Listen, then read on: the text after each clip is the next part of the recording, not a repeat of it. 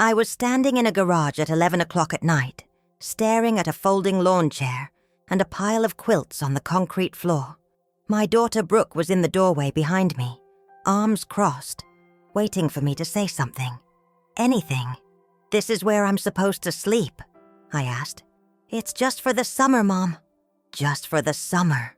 Like that made it better. Like sleeping in a garage was something reasonable, something a daughter asks of her mother. I turned around and looked at her. She was 32 years old, blonde, beautiful, wearing white linen pants that probably cost more than my car payment. She looked annoyed, not guilty, not uncomfortable, annoyed. "Brooke, I live here. I pay half the rent." "You pay some of the rent," she corrected. "And honestly, it's not like you have anywhere else to go." That's when I knew. That's when I understood exactly how little I mattered to her. See, I'd moved in with Brooke 2 years ago, after my husband David died. Cancer. 3 years of treatments that drained our savings and left me with nothing but medical bills and a house I had to sell. Brooke had offered to let me stay with her in Santa Barbara. I thought it was because she loved me. I thought it was because she wanted me there. But standing in that garage, looking at the beach chair she expected me to sleep in, I realized the truth. She needed help with the mortgage. She needed someone to do the grocery shopping and the cooking and the cleaning, while she focused on her Instagram account and her brand and her 40,000 followers who thought she was some kind of lifestyle guru. And now her friends were coming to stay for the summer. Influencers, people with money and perfect teeth and the kind of lives that look good in photos. And I was an embarrassment. That's what she'd said. "I don't want you inside embarrassing me." I was 65 years old. I'd raised this woman. I'd sat with her through every fever, every heartbreak, every crisis. I'd loved her more than I'd ever loved anything except my husband. And she was putting me in a garage, like I was a piece of furniture she didn't want her guests to see. "Where's the bathroom?" I asked. "There's one attached to the garage. Dad used to use it when he was working on projects." Dad. She said it so casually, like David would have been okay with this, like he wouldn't have lost his mind if he knew what she was doing to me. "Okay," I said. She blinked. "Okay, I'll sleep in the garage." I saw something flicker across her face. A surprise, maybe relief. And then she turned and walked back into the house. My house. The house where I'd been living for 2 years. Where I'd made her breakfast every morning and folded her laundry and pretended I didn't notice how she talked to me, like I was an inconvenience. I sat down in the lawn chair. It creaked under my weight. From somewhere beyond the garage door, I could hear music starting up. Laughter. Voices I didn't recognize. The party was already starting. Someone said, "Wait, where's your mom?" I held my breath. "She's visiting family. She'll be gone all summer." I closed my eyes. That night, I didn't sleep. I lay on the concrete floor with those quilts pulled around me, listening to the bass thumping from the pool speakers, listening to my daughter laugh, like she didn't have a care in the world, like she hadn't just erased me from her life.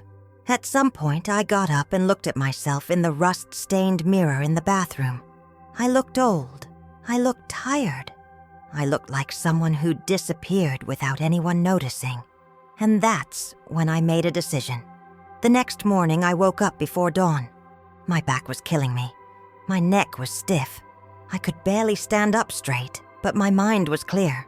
I called my sister Ruth in Portland. We hadn't spoken in 3 years. Brooke had told me Ruth was toxic, that she was always judging us, that I was better off without her. I'd believed it. I'd cut Ruth out of my life because my daughter told me to. Ruth answered on the 4th ring, her voice groggy. "Hello." "Ruth," I said. "It's Margaret. I need help." And then I told her everything. 20 minutes later, I was packing my suitcases. I moved quietly, carefully, taking only what I needed. Clothes, toiletries, the photo of David and me on our wedding day, my mother's rosary, the wooden box full of David's letters. I left a note on the kitchen counter. Short, polite, final. Then I got in my car and drove away from Santa Barbara while my daughter was still asleep. I didn't look back. Here's the thing nobody tells you about leaving. It's terrifying. I had no job. I had maybe $8,000 in savings. I was 65 years old, driving north to Portland to live with a sister I hadn't spoken to in years, with no idea what I was going to do next. But I knew I couldn't stay in that garage. I knew I couldn't keep living like I didn't matter. For 3 months, I didn't hear from Brooke. Not a call, not a text, nothing. I got a job at a used bookstore making $12 an hour. I found a studio apartment. I started going to morning mass at a church down the street. I started building a life that was mine.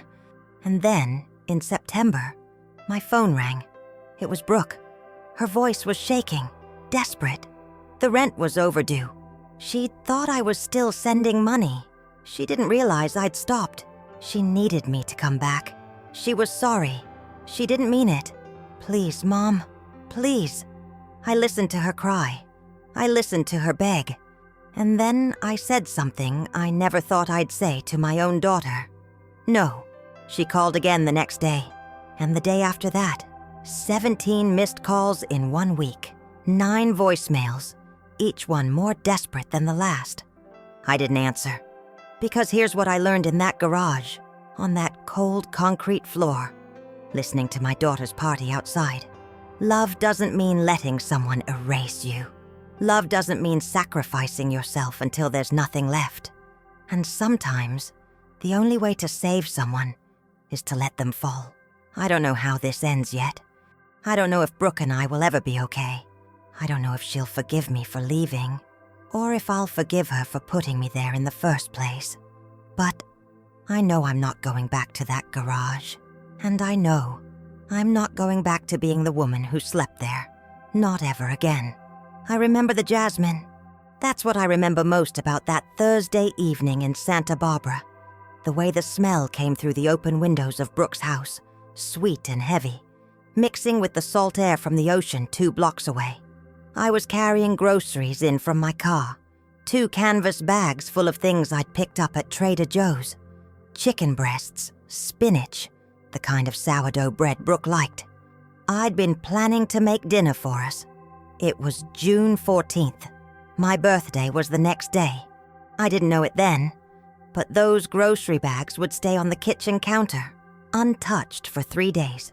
Brooke met me at the door. She was wearing white linen pants and a white tank top, her blonde hair pulled back in a ponytail.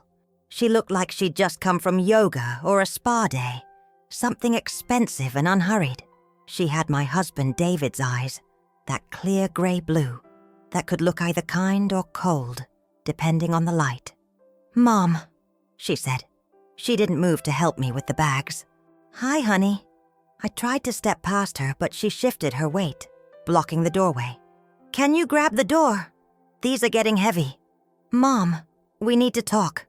I set the bags down on the concrete step. My shoulder ached. I'd been feeling it more lately. That persistent throb that came from sleeping on the wrong side or carrying too much. "Getting older," my doctor said. "Wear and tear." I straightened up and looked at her. "Okay, what's going on?" She glanced back into the house, then looked at me with an expression I couldn't quite read. Impatience, maybe. Or embarrassment. "My friends are coming to stay for the summer. Vanessa and Tate and maybe Claire. We're doing this whole wellness retreat thing. You know, meditation, green juice, beach workouts. It's going to be really good for my brand." Brooke ran an Instagram account. Something about lifestyle and luxury and finding your authentic self. She had 40,000 followers. I didn't really understand it, but David had always said we should support her, even when we didn't understand. "That sounds nice," I said carefully. "How long are they staying?" "Through August." Oh, I did the math in my head. It was mid-June. That was more than 2 months. "Well, we can make it work. I'll stay out of the way. I can eat dinner in my room if you want privacy." "Mom," She cut me off. Her voice was flat. "I already moved your stuff into the garage." I stared at her. "I'm sorry, but I can't have you in the house while they're here. You just..." She waved her hand vaguely. "You don't get it. You embarrass me." The words didn't land right away. They hung in the air like something fragile, something I could maybe bat away before it broke. But then I saw her face, calm, decided, and I understood. She meant it. "You want me to sleep in the garage? It's just for the summer." "Brooke, I live here. I pay half the rent." Her expression flickered. "You pay some acts of the rent. And honestly, Mom, it's not like you have anywhere else to go." That part was true. After David died 3 years ago, I'd sold our house in Pasadena to cover his medical bills. Brooke had offered to let me move in with her in Santa Barbara. I thought it was because she loved me. Now I wondered if it was just because she needed help with the mortgage. "Where are my things?" I asked quietly. "In the garage. I left you the folding chair and some blankets. There's a bathroom in there, so you'll be fine." I looked past her into the house. I could see the living room, the white couch I'd helped her pick out, the coffee table I'd bought her for Christmas. There were throw pillows I didn't recognize, new and expensive looking, the kind of thing you buy when you're trying to impress people. "This is because of your friends," I said. "This is because I need space." Her voice was sharper now. "I'm 32 years old, Mom. I'm trying to build something here, and you're just always around, asking questions, making comments, wearing those old cardigans. Vanessa and Tate are influencers. They're used to a certain vibe." I felt something crack inside me, small and quiet, like ice on a windshield. "Okay," I said. She blinked. "Okay, I'll go to the garage." I picked up the grocery bags and walked past her. She didn't stop me. I went through the kitchen, my kitchen, where I'd made her breakfast every morning for 2 years, and out the side door that led to the garage. It was a detached structure, painted the same pale yellow as the house. David's old Subaru used to live in there before Brooke sold it. The overhead light was on. She'd cleared out most of the space, pushing boxes and storage bins to one side. In the middle of the concrete floor was a folding lawn chair, the kind you take to the beach, and a stack of old quilts. My suitcases were piled in the corner. My clothes were still in them, wrinkled and smashed. I set the groceries down and looked around. There was a pegboard on the wall with David's tools still hanging from it, a socket wrench, a hammer, a level. He'd been so proud of this garage. He used to spend Saturday mornings out here, tinkering with furniture or fixing things that didn't really need fixing. I used to bring him coffee and sit on the workbench, watching him work. I sat down in the folding chair. It creaked under my weight. From somewhere beyond the garage door, I heard music, laughter, voices I didn't recognize. Brooke's friends had already arrived. I didn't sleep that night. Not really. I sat in the chair until my legs went numb. Then I spread out the quilts on the floor and lay there, staring at the ceiling. The concrete was cold, even through the fabric. I could hear everything. The bass thumping from the pool speakers, the high-pitched squeals of women jumping into the water, Brooke's laugh, loud and performative. At some point, someone said, "Wait, where's your mom?" I held my breath. "She's visiting family," Brooke said. "She'll be gone all summer." I closed my eyes. The party went on until almost 2 in the morning. When it finally went quiet, I got up and used the small bathroom attached to the garage, a musty half bath that David used to use when he was working on projects and didn't want to track dirt into the house. I washed my face in the rust-stained sink and looked at myself in the mirror. I was 65 years old. My hair was more gray than brown now. I had lines around my eyes and mouth, the kind that come from smiling too much or worrying too much, depending on who you asked. I looked tired. I looked small. I thought about David. He'd been gone 3 years, but I still missed him with a sharpness that surprised me. He was the kind of man who always knew what to say, who could make me laugh even when I was angry. He would have been furious if he'd seen this. He would have marched into that house and told Brooke exactly what he thought. But David wasn't here, and I didn't know what to say. I went back to the quilts and lay down. Somewhere in the distance, a dog barked. A car drove by, its headlights sweeping across the garage door. I thought about my mother, who had died 10 years ago, and how she used to say that children break your heart in ways you can't prepare for. I thought about the groceries I'd left on the step. The chicken would spoil. The spinach would wilt. I thought about my birthday tomorrow, 65, Medicare age, senior citizen age. I thought about the garage, and somewhere in the middle of all that thinking, I fell asleep. I woke up to light coming through the small window above the workbench. It was early, just past 6, according to my phone. My back was screaming. My neck was stiff. I sat up slowly, feeling every one of my 65 years. The house was quiet now. Brooke and her friends were probably still asleep. I stood up and folded the quilts, stacking them neatly in the corner. Then I walked to the side door and looked out at the house. The kitchen light was off. The pool area was littered with empty wine glasses and crumpled towels. I thought about going inside, making coffee, pretending this was all some kind of misunderstanding. But then I thought about Brooke's face last night, the way she'd said, "You embarrass me." I pulled my phone out of my pocket and scrolled through my contacts. There was one name I hadn't called in almost 3 years. Ruth, my younger sister. We'd had a falling out after David's funeral. Something stupid about how I was handling my grief. Brooke had told me Ruth was being judgmental, that she didn't understand what I was going through. I'd believed her. I'd stopped calling. Now, standing in the cold garage, I wondered if I'd made a mistake. I hit the call button before I could talk myself out of it. It rang 4 times. Then a groggy voice answered. "Hello? Ruth," I said. My voice cracked. "It's me. It's Margaret." There was a pause. Then softly, "Maggie?" No one had called me Maggie in 3 years. Brooke hated nicknames. She said they were unprofessional. "I need help," I said. And then I started to cry. Ruth didn't ask questions. She just listened. I told her everything. The garage, the groceries, the party, the way Brooke had looked at me like I was something inconvenient. When I finished, there was a long silence. "Pack your bags," Ruth said finally. "You're coming to Portland. I can't just—" "Yes, you can. Pack your bags, get in your car, and drive north. I'll have the guest room ready by the time you get here."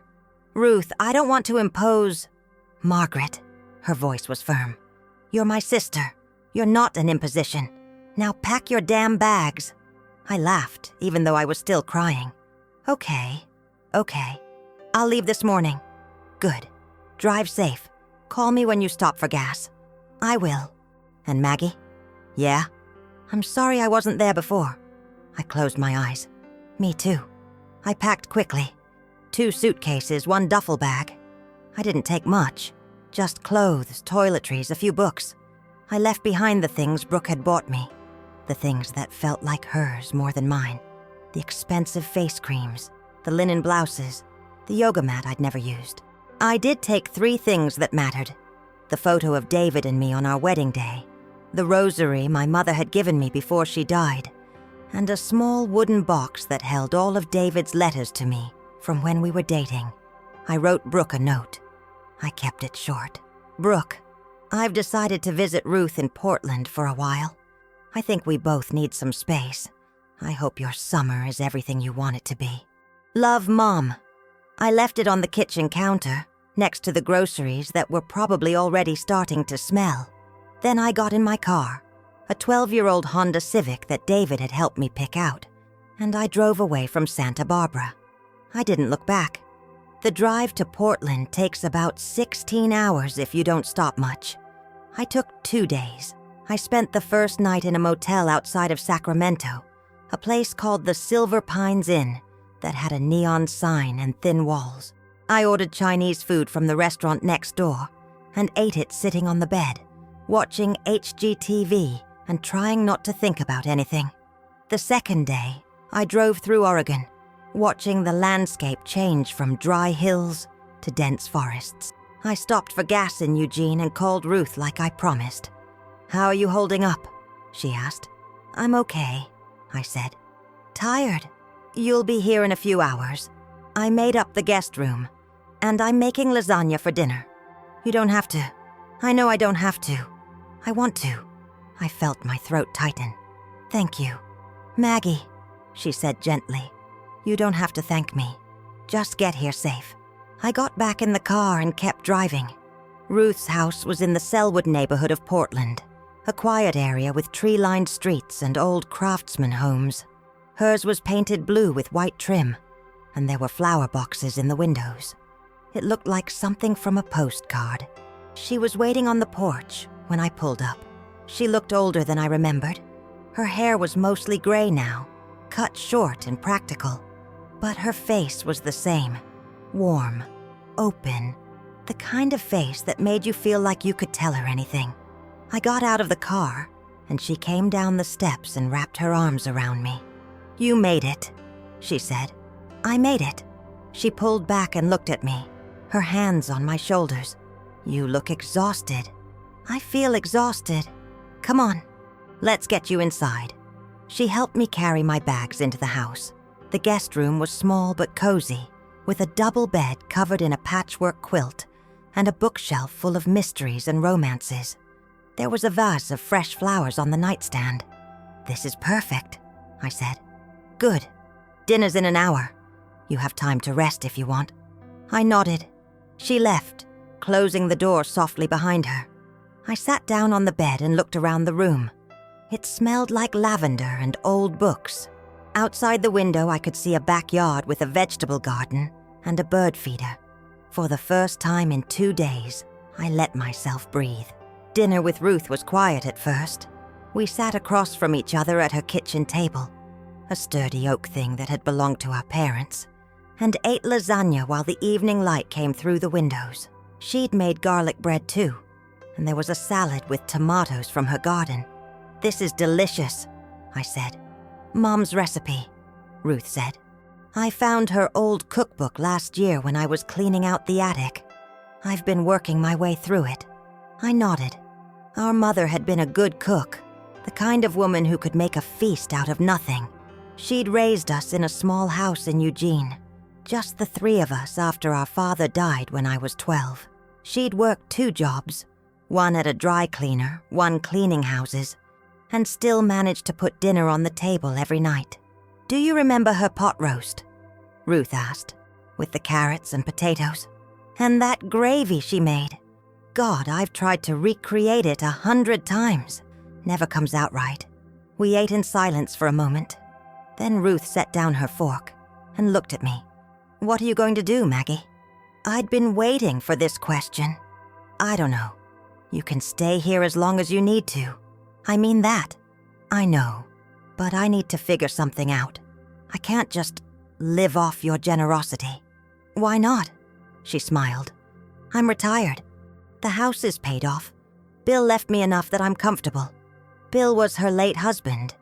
He'd died of a heart attack 7 years ago, right there in the driveway while he was bringing in groceries. Ruth had found him. She'd never really talked about it, but I knew it had broken something in her.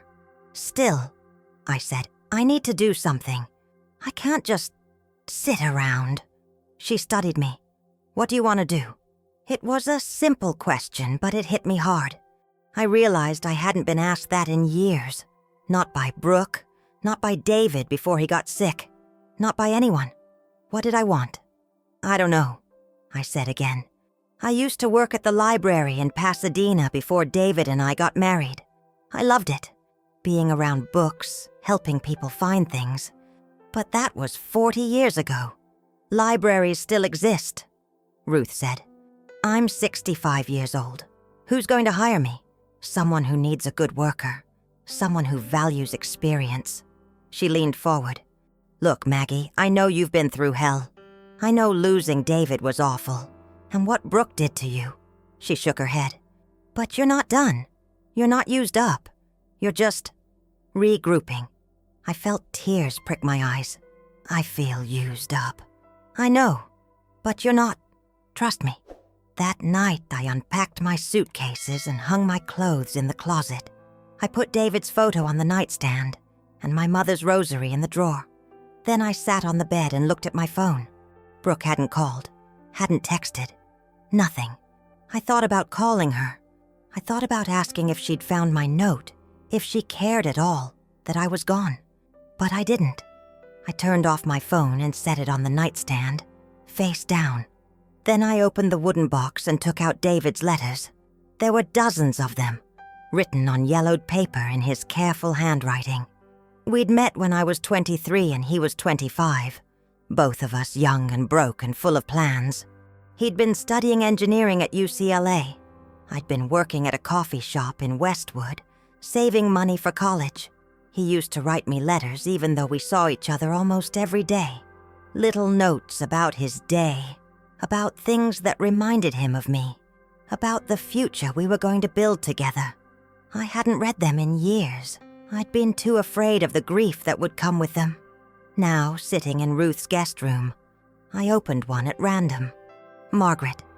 I saw a woman at the library today who was reading to her daughter, and it made me think of you. Not because you look like her, you're much prettier, but because of the way she was so patient, so gentle. That's how you are with everyone. It's one of the things I love most about you. I know we're still figuring things out. Money, jobs, all of it. But I'm not worried, because I know that as long as we're together, we'll be okay. You make me believe in good things. I love you. I'll see you tomorrow. Yours, David. I folded the letter carefully and put it back in the box. Then I lay down on the bed and cried until I fell asleep. The next morning was my birthday. I woke up to sunlight streaming through the window and the sound of birds outside. For a moment, I forgot where I was. Then I remembered. Ruth's house, Portland, the garage. I got up and looked at myself in the mirror above the dresser. 65 years old. My mother had lived to be 73.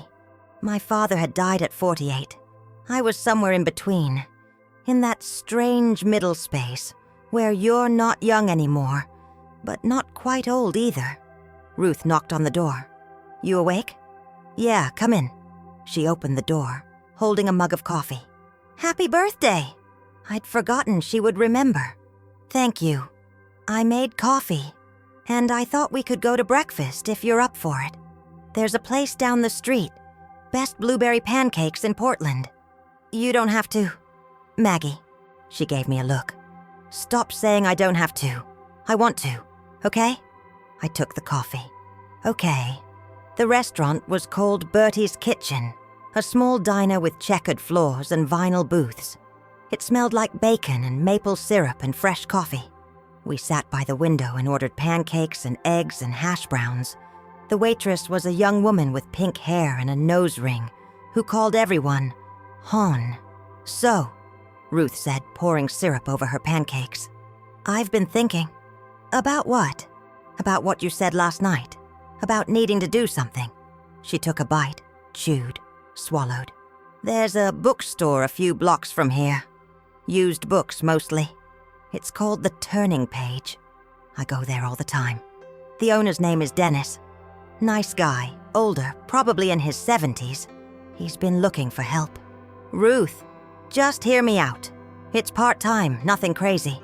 Mostly shelving books, working the register, helping customers. It's not a lot of money, but it's something. And Dennis doesn't care how old you are. He cares if you like books, and if you're reliable. I stared at her. You already talked to him, didn't you? She grinned. Maybe. Ruth, look, I didn't promise anything. I just mentioned I had a sister visiting who used to work in a library. He said he'd love to meet you. No pressure. I didn't know what to say. Part of me wanted to argue, to tell her I couldn't possibly work in a bookstore, that I was too old, too rusty, too tired.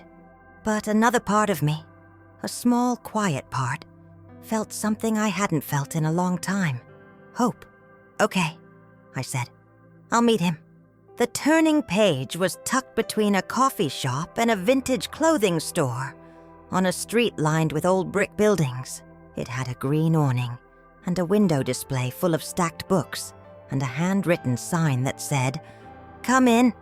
We're lovely." Ruth pushed open the door and a bell chimed. Inside, the store was exactly what you'd imagine. Floor-to-ceiling shelves, narrow aisles, the smell of old paper and dust. There was classical music playing softly from somewhere, and a cat sleeping on the front counter. "Dennis!" Ruth called. A man emerged from the back carrying a stack of paperbacks. He was tall and thin, with white hair and glasses perched on his nose. He was wearing a cardigan that looked like it had been through at least 3 decades. "Ruth!" He set the books down and smiled. "Good to see you. And this must be Margaret." "Maggie," I said, shaking his hand. His grip was firm, his palm dry and warm. "Maggie. Lovely. Ruth tells me you used to work in a library. A long time ago. The best kind of experience," he said. "Library people understand books. They understand that books aren't just products. They're companions. They're escapes. They're teachers." He gestured around the store. "This place is a mess, as you can see. But it's a beautiful mess, and I could use someone who understands that." I looked around. He was right. It was a mess. Books were stacked everywhere, some organized by genre, some just piled wherever there was space. But there was something comforting about it, something alive. "What would I be doing?" I asked. "Shelving, mostly. Taking inventory, helping customers find things, working the register when I'm in the back. It's 20 hours a week, flexible schedule, $12 an hour. I know it's not much, but it's what I can afford. $12 an hour. I'd made more than that at the library 40 years ago. But it wasn't about the money. It was about having something to do, somewhere to be, someone who wanted me there." "When can I start?" I asked. Dennis smiled. "How about Monday?" I started at the turning page the following week. Dennis showed me around, explained his system, which, as far as I could tell, was barely a system at all, and then left me to figure things out. The first day, I shelved books for 4 hours straight. My back ached by the end of it, but it was a good ache, the kind that came from doing something useful. The customers were kind. Most of them were regulars, people who came in once a week to browse, to sit in the armchair by the window and read, to ask Dennis for recommendations. There was a retired teacher named Helen, who only read mysteries, a graduate student named Marco, who was writing his dissertation on James Baldwin, a woman named Cynthia, who came in every Thursday to buy romance novels and always paid in exact change. They all knew Dennis, and slowly, they started to know me. "You're new," Helen said one afternoon, peering at me over her glasses. "I am. Started last week. Where are you from?" "California, Santa Barbara. What brought you to Portland?" I hesitated. "Family." She nodded as if that explained everything. "Well, welcome. Dennis is lucky to have you. This place was falling apart before you got here." I laughed. "I don't know about that. Trust me, I've been coming here for 10 years. You're the first person he's hired who actually knows how to organize a shelf. At night, I'd go back to Ruth's house and we'd have dinner together. Sometimes we'd watch TV. Sometimes we'd just sit on the porch and talk. She told me about her life, about Bill, about her kids who lived on the East Coast now, about the book club she'd joined and the pottery class she was taking at the community center. I told her about the bookstore, about Dennis and the customers and the cat, whose name was Fitzgerald, and who had a habit of knocking books off the counter. I didn't talk about Brooke. Ruth didn't ask. But every night before I went to bed, I'd check my phone, and every night there would be nothing. 3 weeks after I started at the bookstore, I went to Mass. I hadn't been to church since David's funeral. It had felt too hard, too full of memories. But Ruth mentioned one Sunday morning that she was going to St. Ignatius, a small parish a few miles away, and asked if I wanted to come. I said yes before I could think about it. The church was old, built in the 1920s, with stained glass windows and wooden pews that creaked when you sat down. The priest was a young man, probably in his 30s, with a kind face and a slight accent I couldn't place. The homily was about forgiveness, about how forgiveness isn't about forgetting, but about letting go of the weight you've been carrying. I sat in the back pew and listened. When it came time for communion, I stayed seated. I hadn't been to confession in years. I wasn't sure I deserved to go up.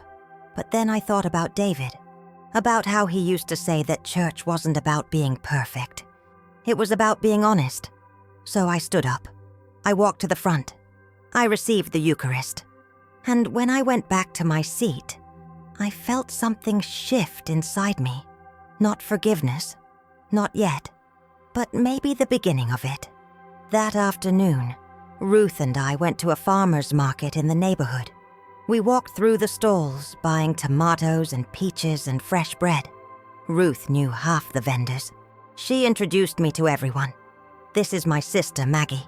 She just moved here from California. No one asked why. They just smiled and welcomed me. We stopped at a booth selling handmade jewelry. Ruth picked up a bracelet, a simple thing made of wooden beads and a small silver charm. "This would look nice on you," she said, holding it up. "I don't need it." "I didn't ask if you needed it. I asked if it would look nice." I took the bracelet and turned it over in my hands. The charm was shaped like a tree, its branches reaching upward. "It's beautiful," I said. "Then it's yours. Happy birthday. I know I'm late, but still." "Ruth, Maggie, for God's sake, just say thank you." I smiled. "Thank you." By the time summer ended, I'd been in Portland for 3 months. I'd worked at the Turning Page long enough that Dennis trusted me to open the store by myself some mornings. I'd joined Ruth at Mass every Sunday. I'd started volunteering at a community center on Saturdays, teaching older adults how to use computers and send emails. I had a routine. I had a life. And then, one night in September, my phone rang. I was sitting on Ruth's porch, reading a book Dennis had recommended. It was late, almost 9 o'clock. Ruth had gone to bed already. The street was quiet, just the sound of crickets and the occasional car passing by. I looked at the screen. Brooke. My heart clenched. I stared at her name for a long moment, my thumb hovering over the answer button. Then I picked up. "Hello? Mom." Her voice was shaky, breathless. "Mom, oh my God, I'm so glad you answered." I didn't say anything. "Mom, I need your help. The rent's overdue. I didn't realize you'd stopped sending money. I thought you were just late or something. But the landlord called today and he said if I don't pay by Friday, he's going to evict me. And my credit card's maxed out, and Vanessa and Tate went back to LA, and I don't know what to do." I closed my eyes. "Mom, are you there?" "I'm here. Can you help me? Please? I know I messed up. I know I shouldn't have. I'm sorry, okay? I'm really sorry. I didn't mean it. I was just stressed. And the influencer thing is harder than I thought, and I wasn't thinking." "Brooke," I said quietly. She stopped. "I'm not sending you money." Silence. "What?" "I'm not coming back. And I'm not sending you money." "Mom, you don't understand." "I do understand. You need money. But that's not my problem anymore." "How can you say that? I'm your daughter. And you put me in a garage." Her breath caught. "I said I was sorry. I know. And I believe you. But sorry doesn't change what happened. And it doesn't mean I have to fix this for you. So what am I supposed to do?" I looked out at the dark street, at the trees swaying in the breeze. "You're going to figure it out, the same way I did." "Mom, I love you, Brooke. I really do. But I can't live my life trying to make yours easier. Not anymore. So that's it? You're just abandoning me?" "No, I'm letting you stand on your own 2 feet." She was crying now, loud and messy. "I can't believe you. I can't believe you're doing this. I'm sorry you feel that way. Don't do that. Don't talk to me like I'm some stranger. You're not a stranger, you're my daughter. And I hope you figure this out. I really do. But I'm not coming back. I hung up before she could say anything else. My hands were shaking.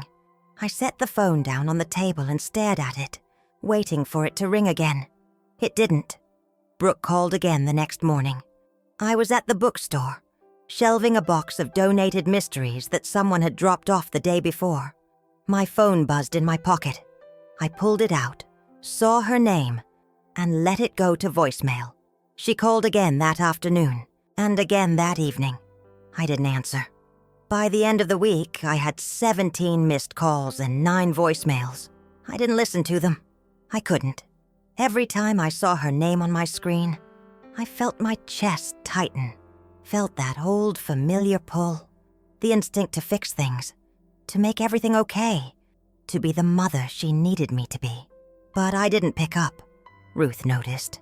She didn't say anything at first, just watched me check my phone and put it back down, over and over.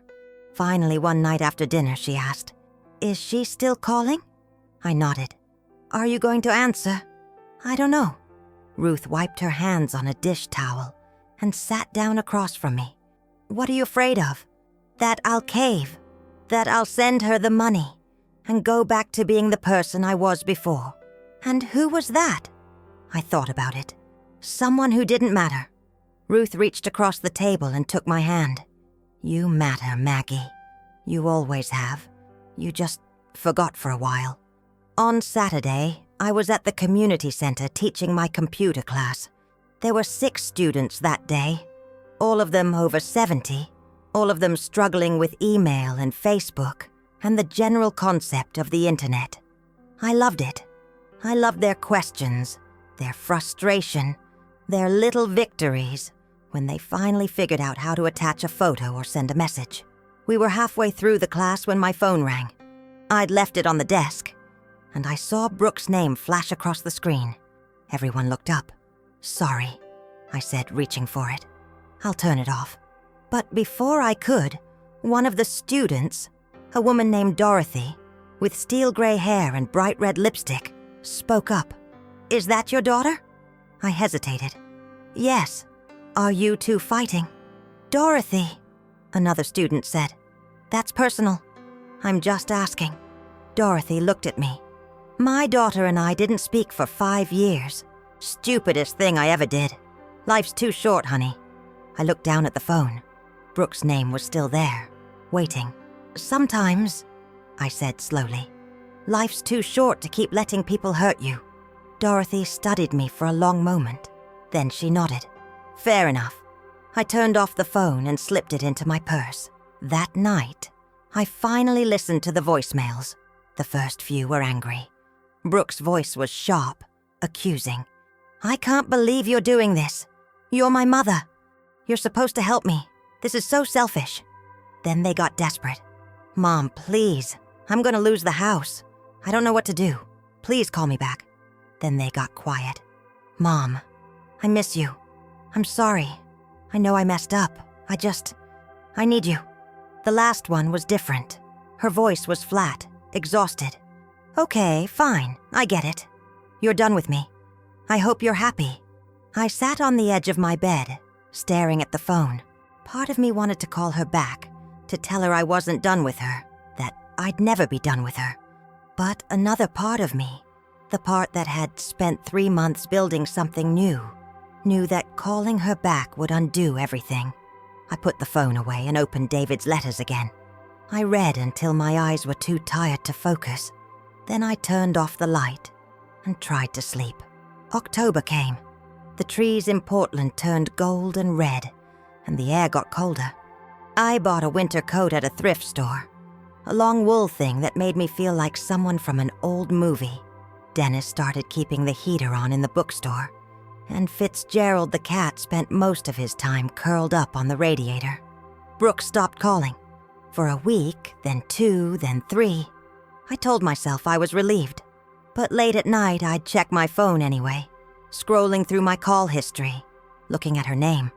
Ruth asked me once if I was okay. "I don't know," I said. "I think so."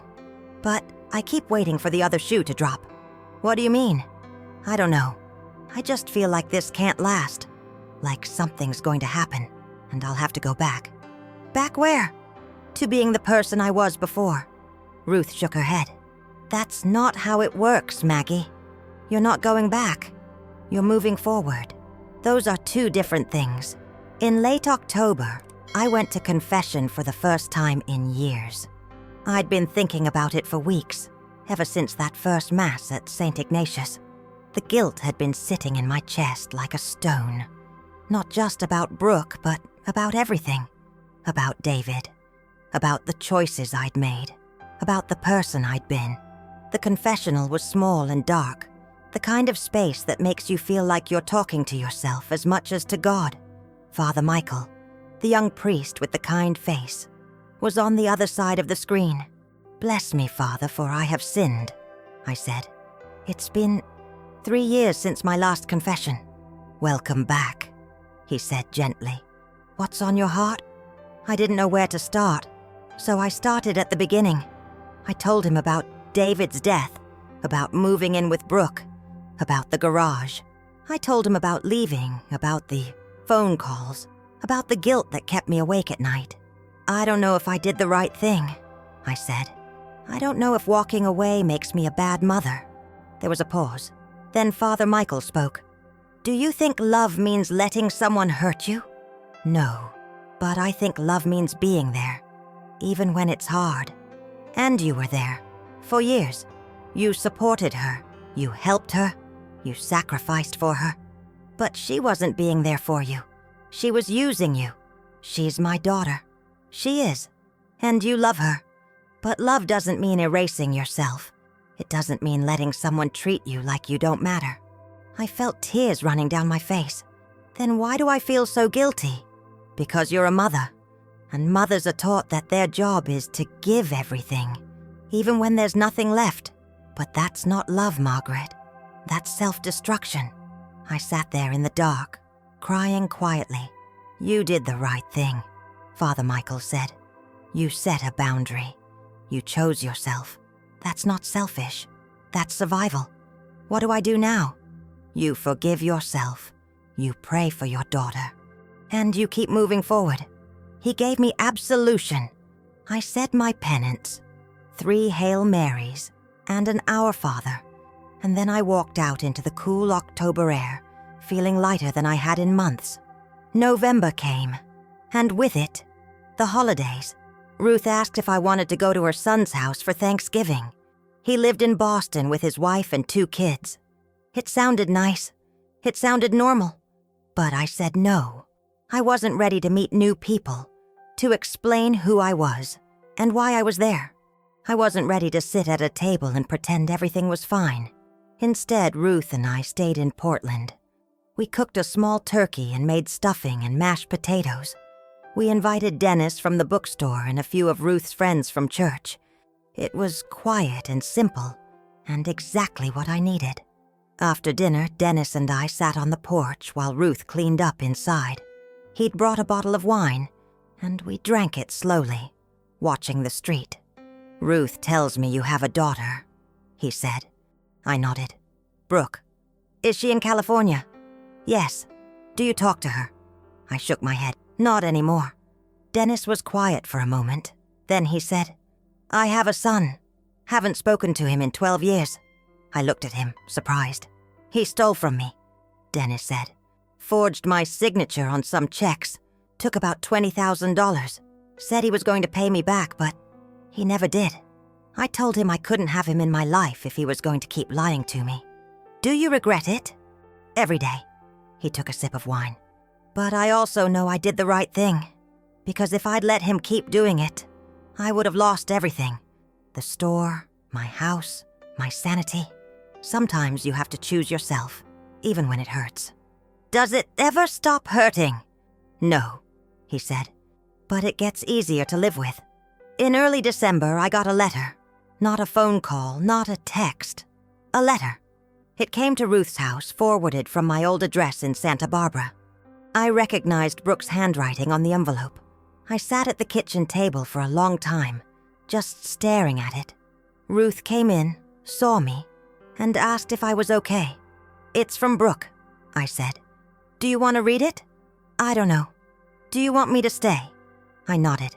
I opened the envelope carefully, my hands shaking. Inside was a single page, written in Brooke's looping script. "Mom, I don't know if you'll read this. I don't know if you even want to hear from me." But I needed to write it anyway. I lost the house. The landlord evicted me in October.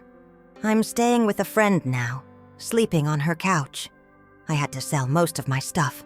I'm working at a coffee shop to pay rent. It's humiliating. I hate it. But I think I needed it.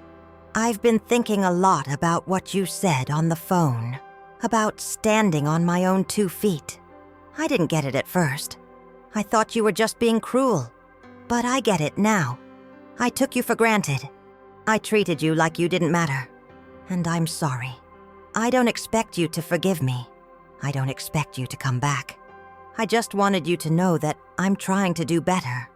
I'm trying to figure out who I am without relying on you or anyone else. I miss you. I think about you every day. But I understand if you don't want to talk to me. I understand if I ruined everything.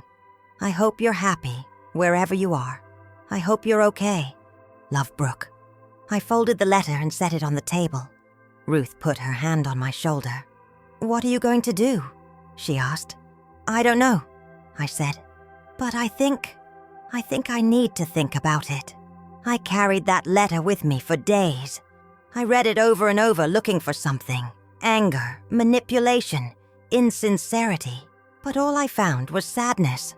And maybe, just maybe, the beginning of understanding. I didn't write back right away. I wasn't ready. But I stopped deleting her voicemails. I stopped avoiding her name in my contacts. I let myself think about her, without the weight of guilt crushing me. One night I was closing up the bookstore when a customer came in. A woman about Brooke's age, carrying a baby in a sling. She was looking for a book about motherhood, something that would help her feel less alone. I showed her a few options. We talked for a while. She told me about how hard it was, how she loved her daughter but sometimes felt like she was drowning, how she worried she wasn't good enough. "You are," I said. "You're here. You're trying. That's enough." She smiled at me, tears in her eyes. "Thank you." I needed to hear that. After she left, I sat at the counter and thought about Brooke, about the way I'd tried so hard to be a good mother that I'd forgotten to be a person, about how I'd given everything until there was nothing left. And I realized something. I couldn't go back, but maybe, eventually, I could find a way forward. Christmas came. Ruth and I decorated the house with lights and a small tree. We went to midnight mass on Christmas Eve, and I lit a candle for David and for Brooke.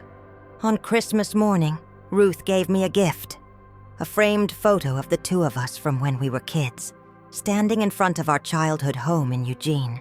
We were smiling, our arms around each other, our whole lives ahead of us. "I found it when I was going through old photos," Ruth said. "I thought you might like it." I hung it on the wall in my room, next to David's photo. 2 pieces of my past, 2 reminders of who I'd been. But I was building something new now, something that was just mine. On New Year's Eve, I sat on Ruth's porch and watched fireworks in the distance. My phone was in my hand. Brooke's letter was in my pocket. I thought about calling her. I thought about writing back. But I didn't. Not yet. Instead, I made a promise to myself. I would survive this year. I would keep moving forward. And when I was ready, if I was ever ready, I would decide what came next. But for now, I was enough. Just me. Just Margaret. Just Maggie. January in Portland was cold and gray, the kind of weather that seeps into your bones and stays there. I'd been working at the Turning Page for 6 months now, and the rhythm of it had become as natural as breathing, shelving books, ringing up customers, making small talk with the regulars. It wasn't glamorous, but it was mine. Dennis had started letting me order new inventory. Well, new was relative. We dealt in used books, donated collections, estate sales. But I gotta choose what we kept, what we displayed in the window, what we recommended to customers. It felt good to have that kind of trust. One morning in mid-January, I was unpacking a box of books someone had donated when I found a copy of The Velveteen Rabbit. It was old, the cover worn soft from handling, the pages yellowed. I opened it and saw an inscription on the inside. To Sarah, Christmas 1982. Love always, Mom. I stood there holding it, remembering how I used to read this book to Brooke when she was little. She'd been maybe 4 or 5, small enough to curl up in my lap, her hair smelling like baby shampoo. She'd always asked me to read the part about becoming real over and over again. "What is real?" asked the rabbit one day. "Real isn't how you are made," said the skin horse. "It's a thing that happens to you. When a child loves you for a long, long time, not just to play with, but really loves you, then you become real." And I closed the book carefully and set it aside to put in the children's section. Then I went to the back room and cried for 10 minutes. When I came out, Dennis was at the counter looking concerned. "You okay?" he asked. "Yeah," I said, wiping my eyes. "Just memories." He nodded. He understood. He always did. That night, I did something I'd been avoiding for months. I took out Brooke's letter and read it again.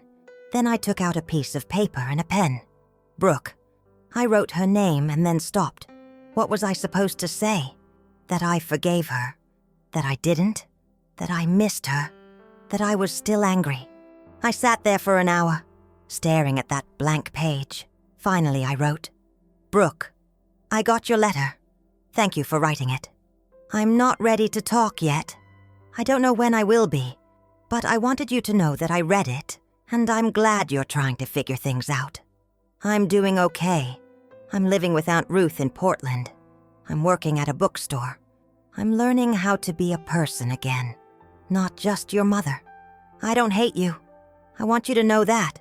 I'm just tired, and I need time. Take care of yourself. Mom." I folded the letter, put it in an envelope, and addressed it to the friend's address Brooke had included in her letter. Then I walked to the mailbox on the corner and dropped it in before I could change my mind. It felt like letting go of something heavy I'd been carrying for too long. February brought rain. Constant, relentless, the kind that made you forget the sun had ever existed. But I didn't mind. There was something cleansing about it. Something that felt like the world was washing itself clean. I'd started going to Mass more regularly, not just on Sundays, but sometimes during the week too. There was a morning Mass at 7 a.m. that was mostly empty. Just a handful of people scattered through the pews, all of us seeking something we couldn't name. I'd sit in the back and pray the rosary my mother had given me, the beads worn smooth from decades of use. I'd pray for David, for my mother, for Ruth, and I'd pray for Brooke, even though I wasn't sure what I was praying for. Forgiveness, healing, distance, maybe all of it. Father Michael saw me there one morning after Mass. He was putting away the communion vessels, moving with the careful precision of ritual. "Margaret," he said, "you're here early." "I like the morning Mass," I said. "It's quiet." "It is." He smiled. "How are you doing?" "Better, I think. Some days are harder than others. That's normal. Healing isn't linear." I nodded. "I wrote to my daughter, just a short letter. I don't know if she'll respond." "How did it feel to write it?" "Terrifying, but also freeing." "That sounds like growth," he said gently. Brooke didn't respond. Not that week. Not the next.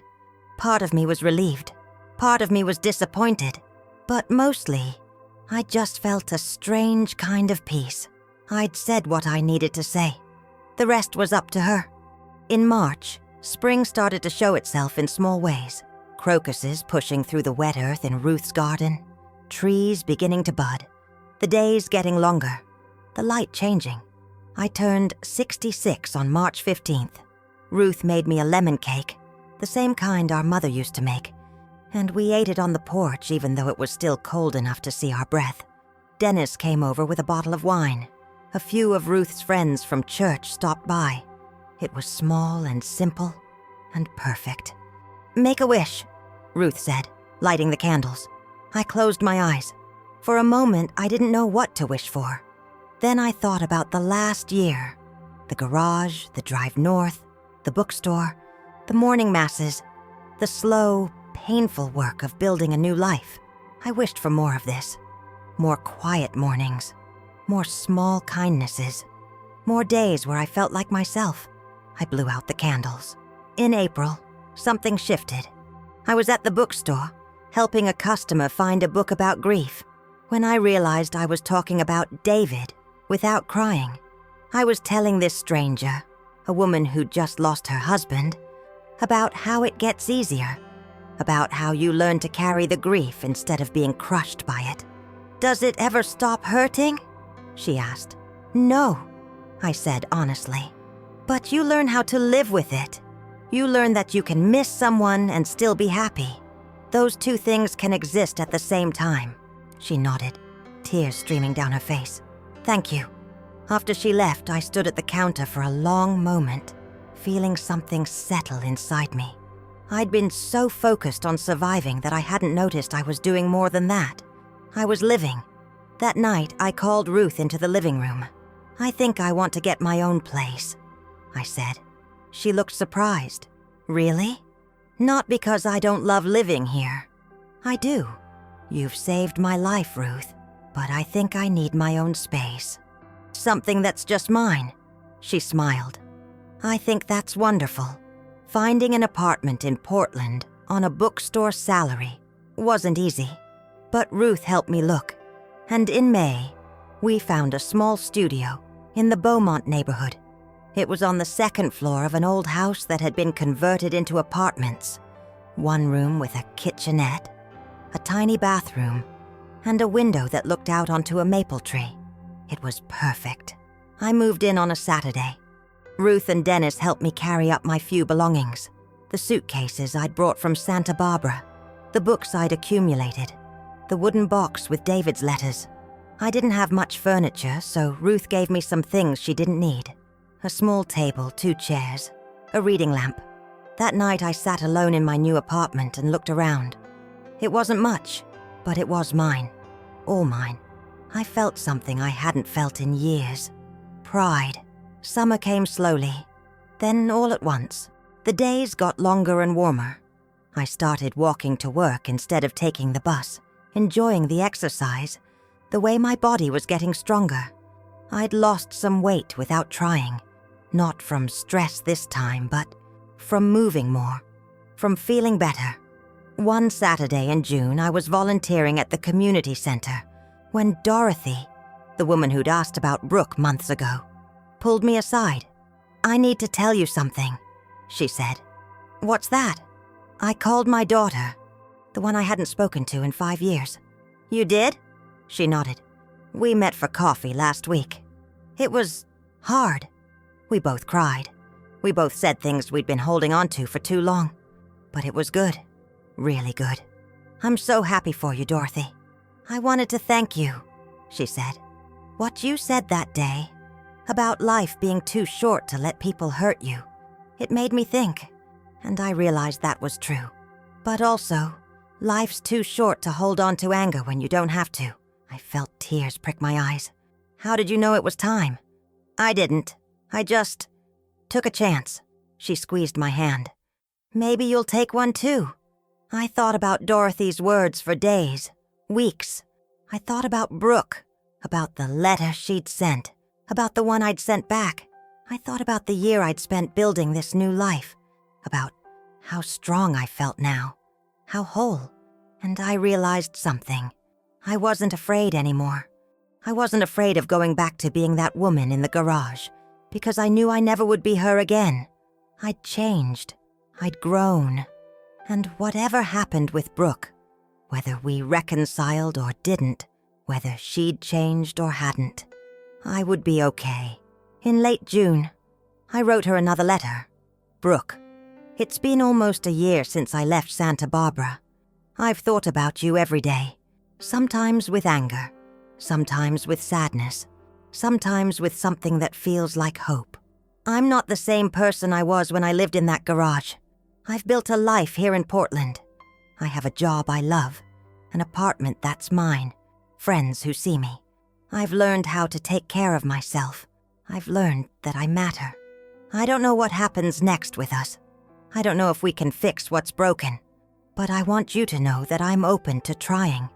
Not because I need you, but because I love you. And love, I've learned, doesn't mean erasing yourself.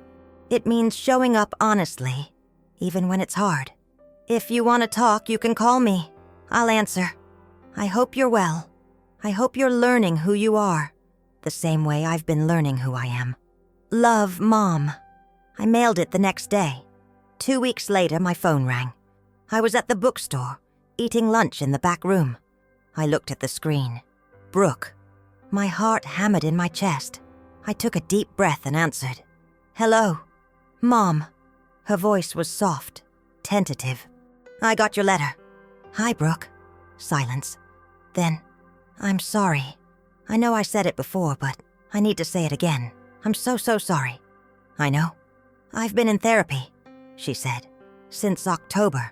I've been working through a lot of things. About Dad's death, about how I treated you, about why I acted the way I did. That's good.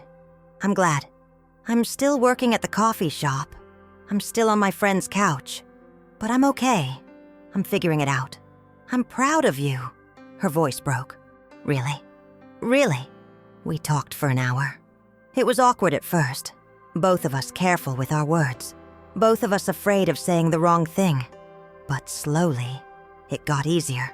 She told me about her therapy sessions, about the things she was learning about herself.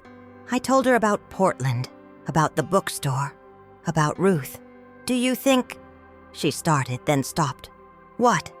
Do you think maybe I could visit you sometime? Not now, but eventually?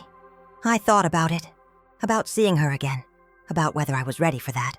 Maybe, I said. Let's take it slow. Okay, slow is good. Before we hung up, she said, Mom, yeah, thank you for not giving up on me. I didn't give up on you, Brooke. I gave up on being someone I wasn't. July passed in a blur of warm days and long evenings. Brooke and I talked once a week, always on Sunday mornings. The conversations were still careful, still fragile, but they were real. We weren't pretending anymore. We weren't performing. One Sunday, she told me she'd moved into her own apartment, a tiny studio not unlike mine.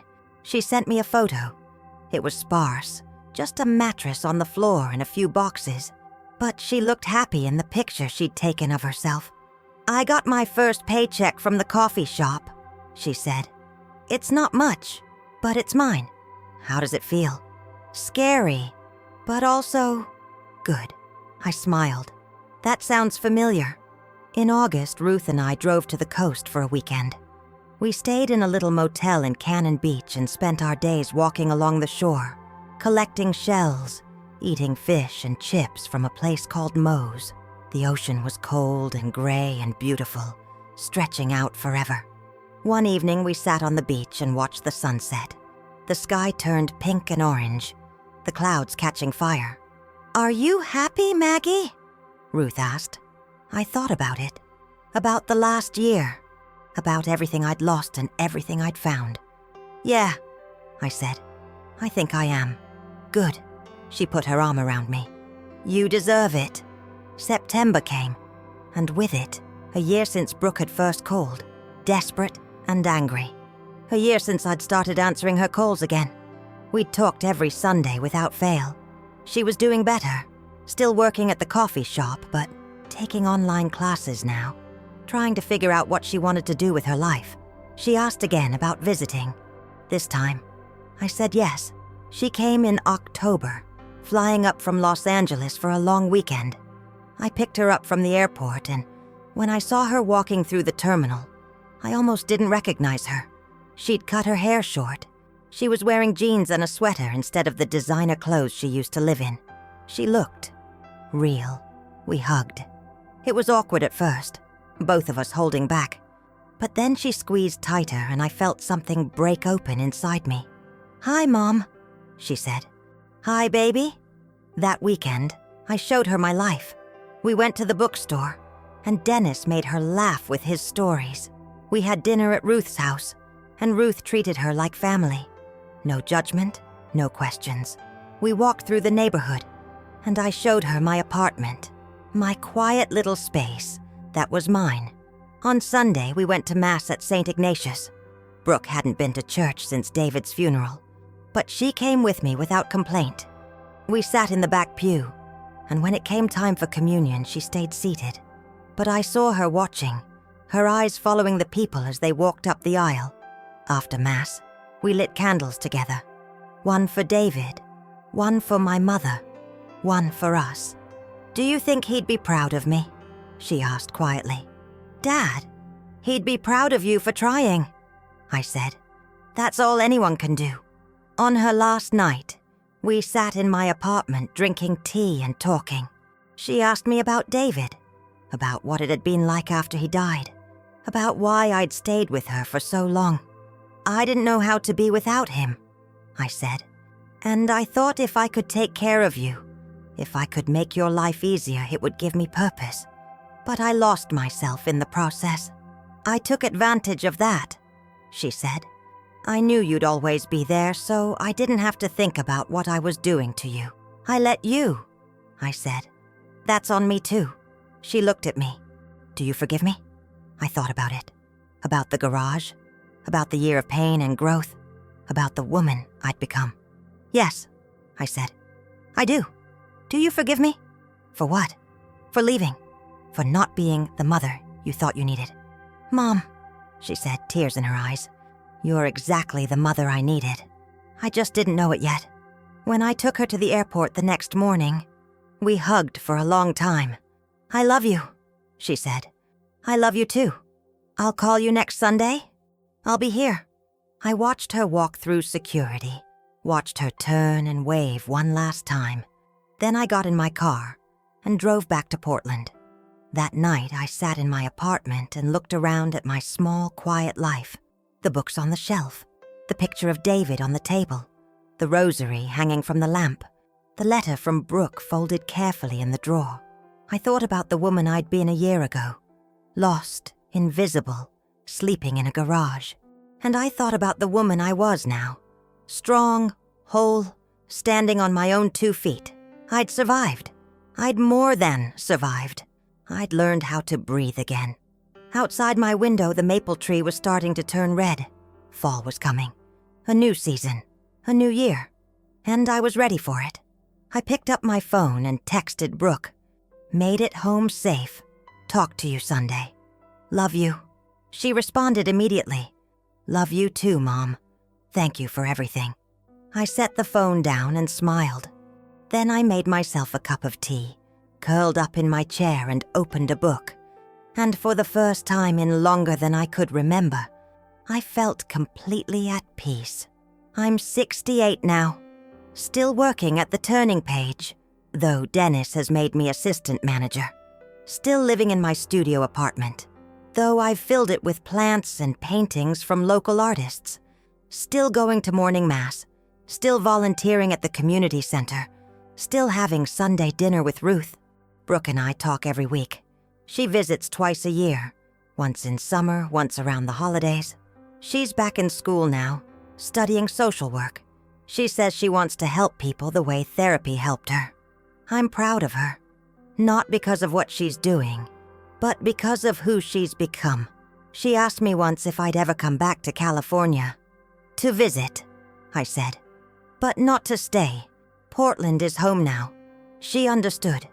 Last month she sent me a letter. Not an email, not a text. A real letter, handwritten on cream-colored paper. "Mom, I was cleaning out some old boxes, and I found something I'd forgotten about. A photo of us from when I was little.